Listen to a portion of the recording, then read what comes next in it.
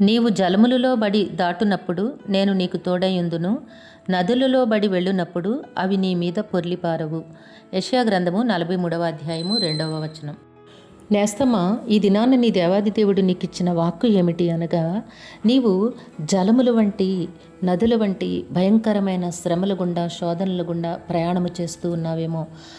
నేను నీకు తోడై ఉన్నాను, అన్ని వేళలా నీకు తోడై ఉండి నిన్ను నడిపించు దేవుడినై ఉన్నాను అని నీకు తెలియపరుస్తూ ఉన్నారు. ప్రతి విధమైన శ్రమ నుంచి శోధన నుంచి నీకు విడుదలను కలుగ చేసి ఆయన తన మేలులతోనూ ఆశీర్వాదములతోనూ నిన్ను నింపి జీవింపచేస్తారు. పరిశుద్ధుడా, పరలోకపు దేవా, మీ పరిశుద్ధ ఘననామమును కొందరములు.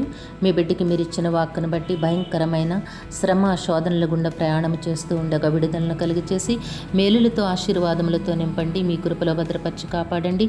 కుటుంబంలోనైనా అనారోగ్యములు ఆర్థిక ఇబ్బందుల నుంచి విడుదల కలిగ చేయమని యేసయ్య నామములు అడిగి వేడుకొనుచున్నాము తండ్రి.